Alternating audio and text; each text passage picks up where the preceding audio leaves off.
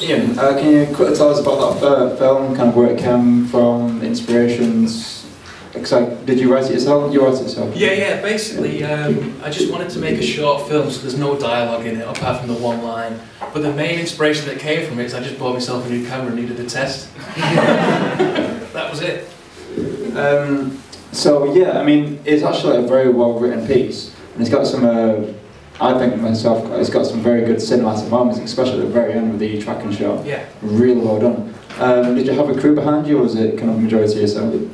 Basically, on the day, it was myself and a mate of mine called Tim, because we're both professional cameramen, so we've shot adverts, commercials, things like that before. And I asked him to come in and shoot the film for me while I directed the actors, and so basically that just took it off me. That's great. What camera did you use for that film then? It's a Panasonic AF101 or a 100 or a 102, depending on which country you come from. They're the same cameras really. And then we just shot to a nano flash, so it was uncompressed and it wasn't using the camera's codec. Yeah, that's really good stuff. So, considering it was a short film done by yourself, what was the budget like? Did you have to pay people, or what did the money actually go on? Well, basically the film cost 90 quid to make, and it was, the majority of it was spent hiring the nano flash, but since then I've got my own now, so I don't need it. And then the rest of it just went on the track and dolly, and then that was it really. Nice. Okay, so what's your background then? I mean, you said you're from, you're a professional cameraman. Where did you train? Where did you go to? Well, I've got a film degree from the University of Central Lancashire. And then since then I left, and then luckily a mate of mine got me the first break in TV, so I was working for a TV company, and then I left that and went freelance. So basically I've been working for the last 8 or 9 years as a freelance cameraman. Okay. How's that working for you? Like, have you worked for any, say, big people? Or? Yeah, I've done quite a bit of television, which is good, it's the bread and butter, but luckily now, well, unluckily I should say, is January is just the dead time for me. So it's something like January, February, it's awful because that's when your tax is due. And you've got no work. And do you have any more projects lined up? What's your next big thing? We have, I can't talk about it too much because the producer of the next project's in this room, so he'll kill me. Basically we have funding to make a feature film that's shooting in the summer. That's all I can say, I'm afraid. No genre, no... Another black comedy like that. Any taglines or anything? Yeah, but none I can tell you. I'll get it out of you later. So yeah, open up to the audience. Do you have any questions for Iain? Yeah.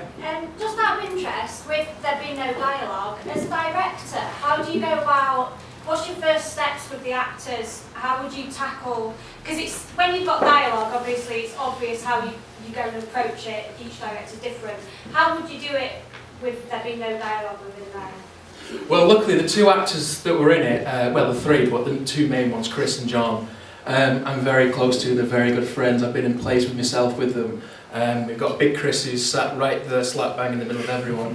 And because we can talk about it, and we went for a pint a few nights beforehand, went through about what each angle and where the camera would be and what I'd want from each of them.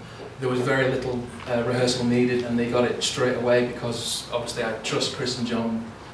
I've worked with them so many times before in the past on different jobs, and luckily we were able just to do it straight ahead. That was all shot in one day in about 6 or 7 hours.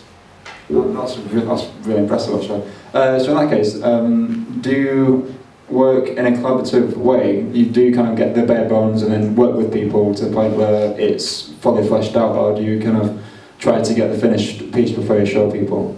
Basically I already had the film in my head, so when I wrote it down what I wanted, I was able just to talk to them over a pint in the pub beforehand, and then we just went out and did it the following day.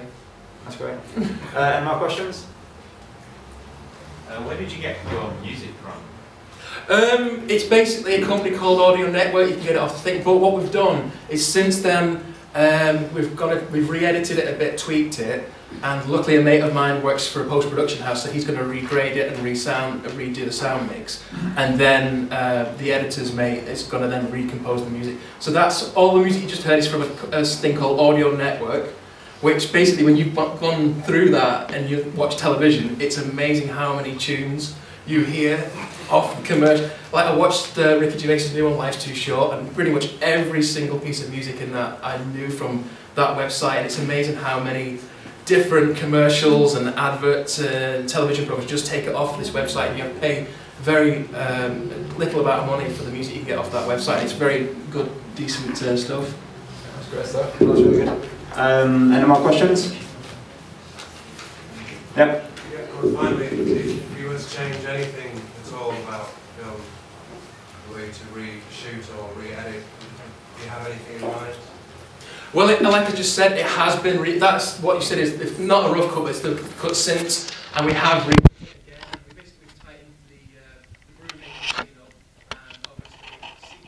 obviously on the big speakers to hear the sound mix. I'm glad that's being redone. Any more questions? No, thanks about it. All right, see you soon. Thanks very much.